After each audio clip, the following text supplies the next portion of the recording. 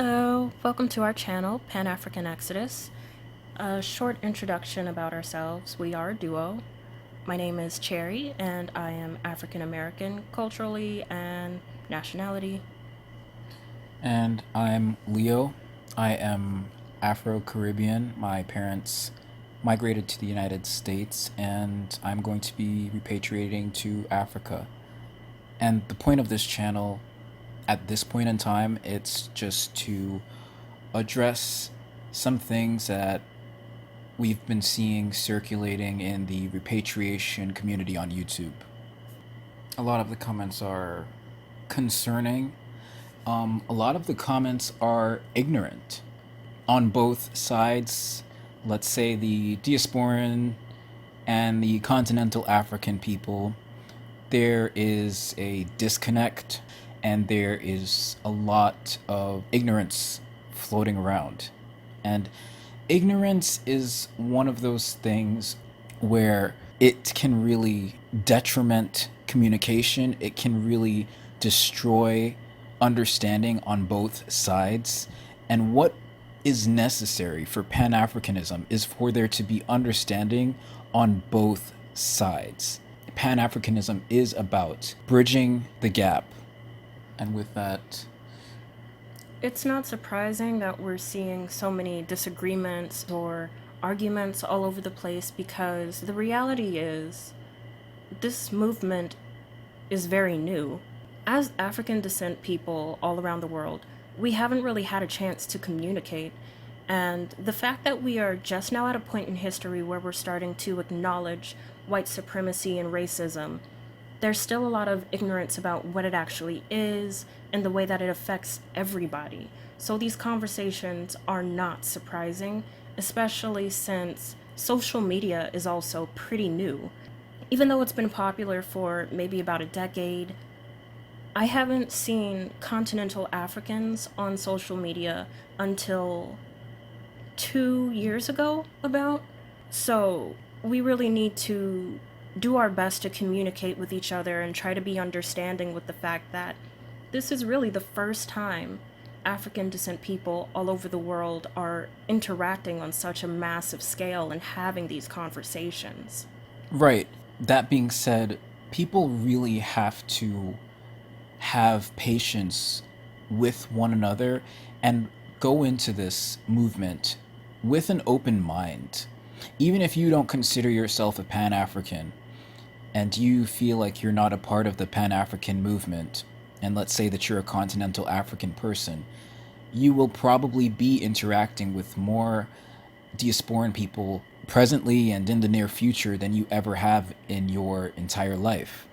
That being said, there has got to be an open mind on both sides. Really, for this to work, people have to put their pride to the side and try and understand one another in a logical way, not just putting your opinions and your emotions at the forefront, but really trying to understand both parties. Because I have been seeing a lot of really, really ignorant comments. Some people sound like straight up white supremacists, and it's disturbing because they don't feel like they're saying things that white supremacists say, but the reality is they are.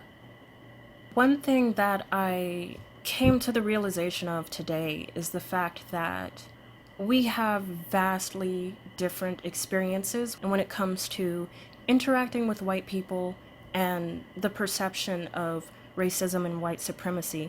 And I'm saying this because diasporan African descent people, we have a lot of inside information on how the systems of white supremacy and racism work. And if you're interacting with someone who has been on the continent, they haven't really interacted with white people, so they don't know what it's like to be around white people, especially not in a nation where white people are the majority. Or you're interacting with someone who was raised on the continent who has had interactions with white people, but not diasporan African descent people to know what their experiences are.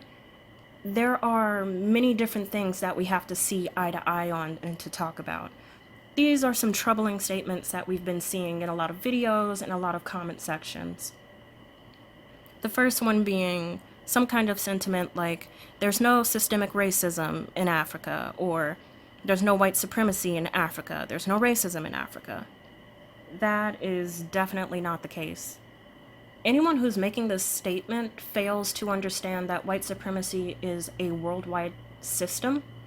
Even if you don't feel like you personally are being affected, if you are an African descent person, you are affected. And you might not know the reasons why, but you really have to do your best to understand what white supremacy is to try to connect all of the dots.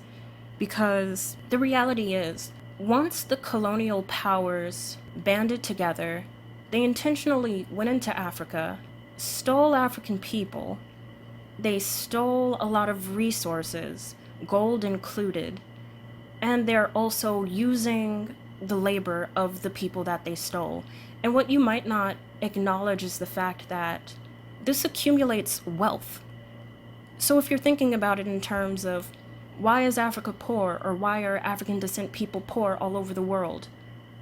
The colonial powers stole the wealth in terms of materials like gold, but they also stole free labor. It's not like these African people were working and then earning money to hold on to. White people worldwide benefit because they had this head start from things that they collected from Africa. So every African descent person is affected. And in another video, I'll go deeper into how we're all connected. But for right now, I'll just leave it at that. I think that you pretty much covered it all. I don't feel like I have anything to add other than just that what she said is exactly why it doesn't make sense when I see either African American people, because trust me, I see African American people, Black people in the West, chastising one another for being poor. But I've been seeing an alarming number of continental African people, mocking African Americans living beneath the poverty line in the United States, or bringing up Caribbean countries being impoverished. There is a reason for this. It's not because Black people are just genetically lazy individuals who don't want to work and are good for nothing and are unintelligent, and white people civilized us, or white people genetically are just that much more superior than us and they know how to get things done. That's not the case. You really have to look at history to see how history affects the present. Far too many people don't ever want to acknowledge history. They think that things just sprout out of the ground. They think that things just happen inside of a vacuum. Things are connected to history. And I would also like to add, it's very telling looking at the insults that are being said by African descent people at each other, because all of these statements are things that white supremacists have put into the air. These are the things that they started saying about Black people. It's really disturbing to see African descent people saying negative things about each other, and they're not even organic or constructive criticisms. These are really just stereotypes that they've heard from white people. Yeah, they're insults, like straight up copy and pasted insults. Like, for example, I've seen African descent people saying things like baby mama, EBT, you're on food stamps, you live in low income housing, Section 8, you are stupid, you're a drug dealer, you're a prisoner, you live in the hood, you don't have anything, you live in a hut, you live in a shack. All of these childish elementary school insults, they're things that white people started saying about Black people. And I'll just give you a little example into how ridiculous this is, or how ridiculous it was when white people started saying these types of things to Black people. I'll give you an example. When Black people were enslaved in the United States, those enslaved African people would be called lazy by by the slave owners, okay? This was during a time when slavery was legal and these enslaved Africans were working for free day and night. Okay, the conditions were absolutely atrocious and they were still being called lazy. In fact, that may be when the lazy stereotype began. It is. It definitely is. And if you don't see the ridiculousness in that, I mean, These statements aren't accurate. They're stereotypes, and they are coming from a place of dehumanizing. Like, they are meant to dehumanize African descent people. They have nothing to do with what it is that we're doing or that we're not doing. So, we really need to zoom in closely to the things that you hear other African descent people saying because these aren't organic. These are coming directly from white people. These are things that they've heard white people say, and we're using them to insult each other. And jumping into another statement that we've been seeing a lot, something along the lines of, why don't you guys fix American communities first? This is a statement directed at African descent people who are in America, coming from continental African people. The first problem with this statement is the fact that the people who are saying this are people who have no idea what the history of America actually is. They only have this picture of America that's been painted to them by white people. So they don't know what the state of America actually is. They don't know how much African American people contribute to the culture. They don't know how much is being hidden from the public view because all that they are talking to are white people rather than African Americans. And they also are only seeing the media's portrayal of America. And there are so many things that are wrong with the way that America is being depicted. It's completely inaccurate. right, the same way that the American and Western medias in general portray Africa in this extremely negative, inaccurate light, they do the same thing when it comes to how they portray African American people or people of the diaspora who live in the United States. It's the same broken system. It's the same system of white supremacy. It's the same fantasy of white superiority, black inferiority that is being peddled. It's the exact same system. So if you think that the United States is portraying Africa in this terrible light, just showing disease, just showing poverty, never showing anything positive. What makes you think that they're not doing the same when they show you black people living in the United States? It's the exact same system, and it is not in the interest of African descent people, whether you're continental African or a black American person. And the second problem with the whole fix America first comment and tying into the ignorance of what America is actually like. When you are an African descent person in America, it is difficult to build because when you're in Western countries, you feel the racism and the white supremacy system the most. It's very difficult to build. Historically, Black American people, African American people have built many different cities.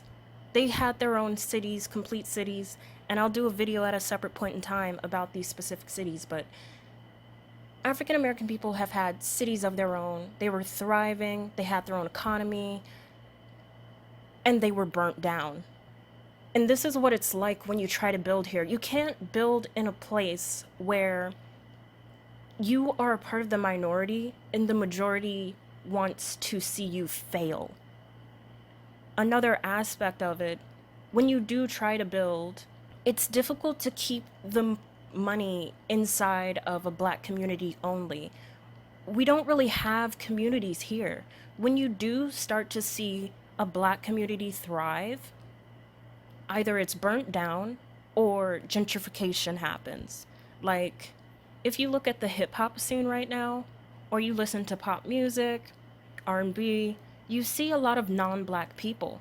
And it's to the point where a lot of people who enjoy these genres don't even realize that black people were the ones who created it, or it has no importance to it now. The subject matter, it's frivolous. There's nothing there because they don't know what the connection was. It will, in essence, be hijacked, and then the black origins of it will be erased. And if you look at history, this is a classic tactic of white supremacy, or the white supremacist system, is to infiltrate something that was created by black people, whether it was a civilization or a movement or a part of black culture, to hijack it and then to erase the black people from it. Like, for example, Elvis Presley, the singer. He was given credit for being this blues singer, jazzy type of musician, when really there were so many black artists that came before him and that he was influenced by and inspired by, but that all of that got erased. And this is a constant thing that you see happening in American history. A lot of the times, somebody white is given credit for something that a black person patented first or did first, and the black voices and the black people are completely erased from whatever that thing is.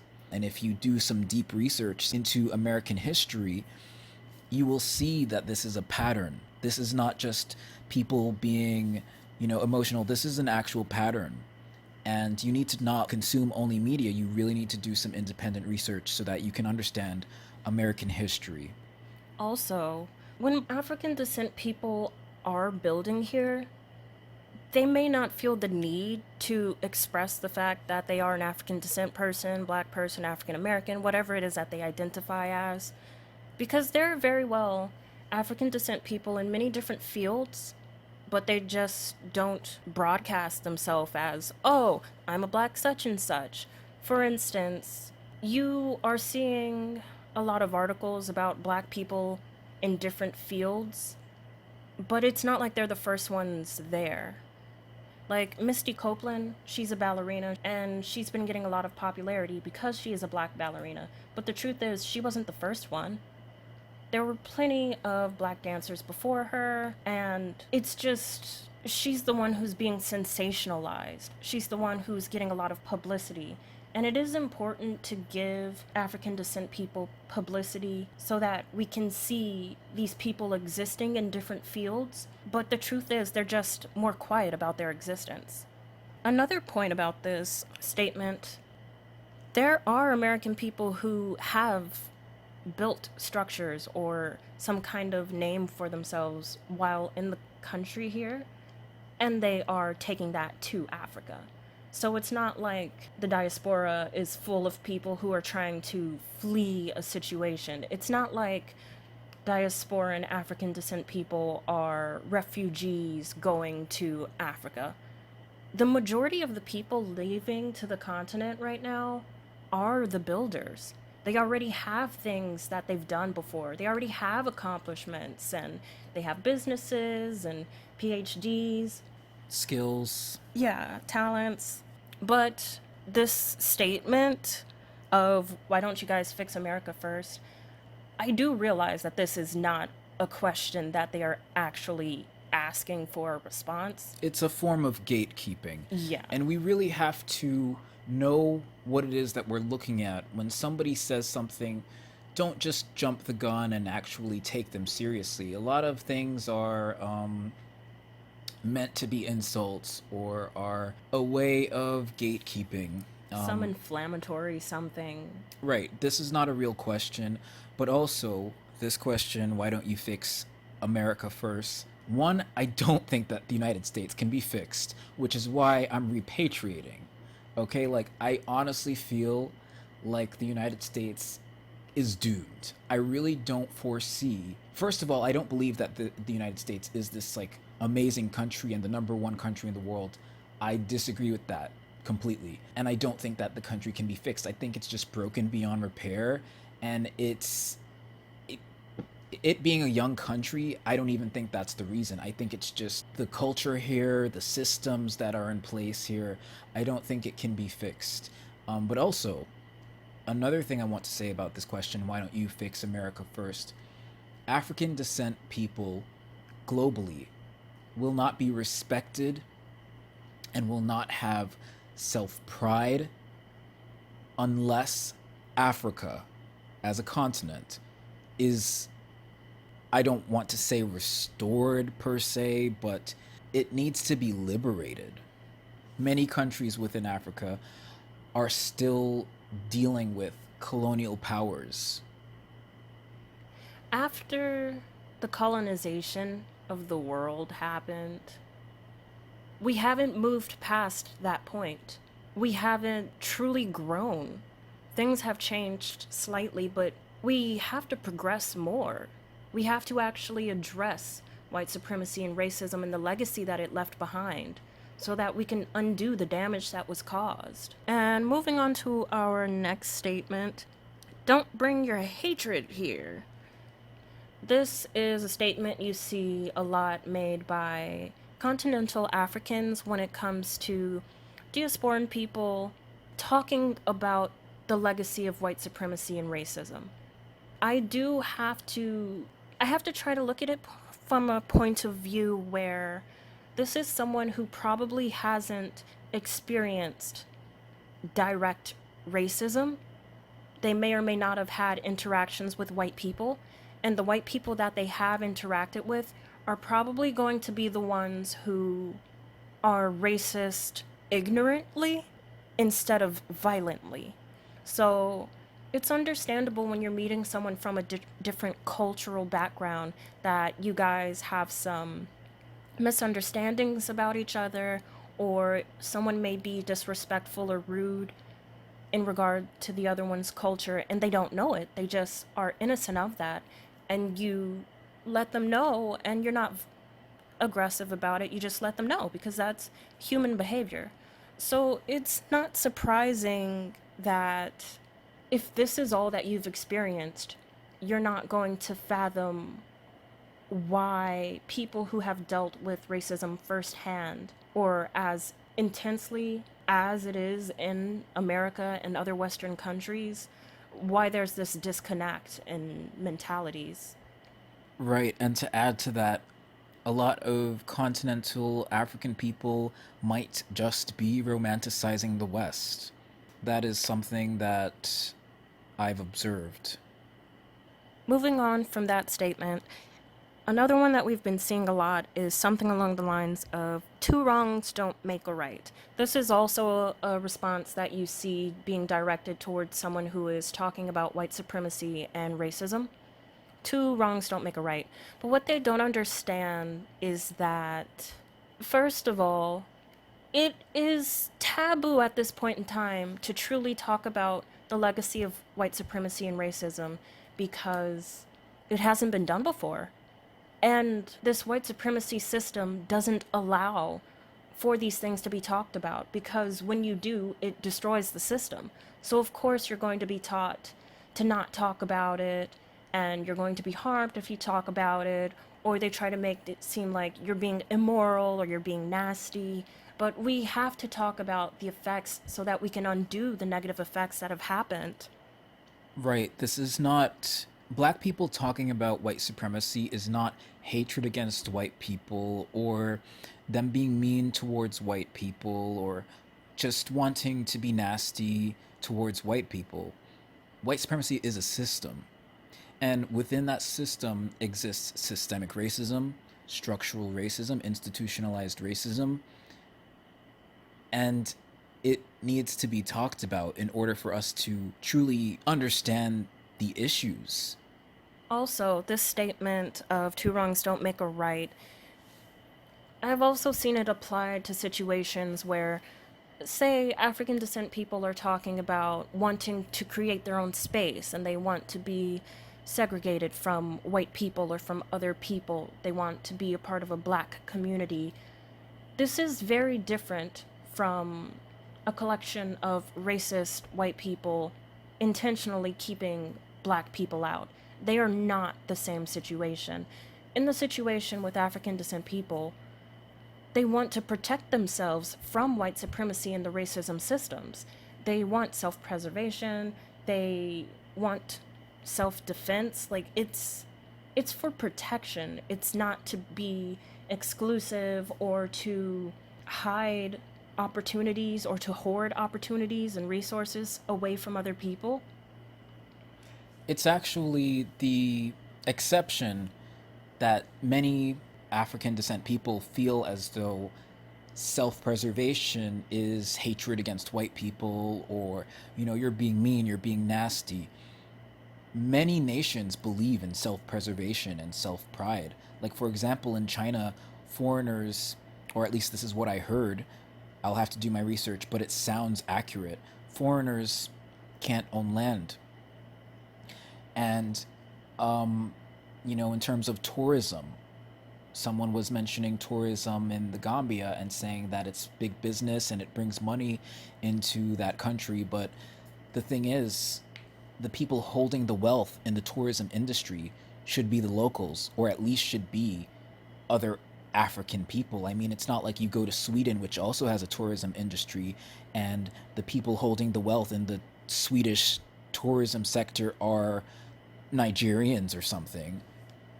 Other nations understand what self preservation is and what putting their people first looks like and is, and how important that is. Because you don't have a nation if you're putting foreign faces who don't even have anything to do heritage wise with your country. You're putting them first. They're the faces of your country. Other nations don't run that way. And that's not racism. Like, black people are, it seems like, are the only race that are not allowed to protect themselves or to believe in self-preservation, because the minute that they try to, they're called racist by white people and by other black people. Yeah, because of colonization, African descent people around the globe, we haven't been able to truly have self sufficiency. And that's what we need to do, try to create self sufficiency with African countries and within Western countries, having African descent communities where you don't rely on other people so much. It's not a problem if you want to interact with other race people or be in a culturally diverse, Multicultural, yeah, multicultural country, but you need but to have something yeah, you first. need some self sufficiency. You need an economy that's sustainable. You need to have political and economic power first. Yeah, you can't have a multicultural nation, but then your nation is also reliant on outsiders. That can't be your existence. Like, it really can't. And people don't understand that. And other countries, like I said, you don't see Japan, even though Japan has like an extremely massive tourism industry. Plenty of people love to go to Japan, but do you know what? There are still places in Japan where there will be like a sign on a restaurant or a bar or something that says no foreigners. And do you know what? In addition to that, people don't have an issue with that. Foreigners don't have an issue with that. Yeah, I mean, sometimes I've seen people complain and say, "Oh, that's racist. That's, how, why would they do that, blah blah blah." But for the most part, I've actually seen more foreigners supporting that and saying, "Oh no, the Japanese people are not being racist. They just want to be around other Japanese people. There's nothing wrong with that. That's self-preservation. That's self-pride." So how come when it comes to other races doing these types of things, people are understanding about it? People don't have an issue with it. But then the moment that African descent people try to do something like that, everybody wants to jump down their throats and say that they're wrong and say that they're racist. You have to understand that this is like a tactic. Because of white supremacy and the European colonization of the globe, and because of Nazi Germany, it's a scary conversation to talk about what it means to be of a certain group and how much pride is too much pride and how close or distant should you be with people from other cultures.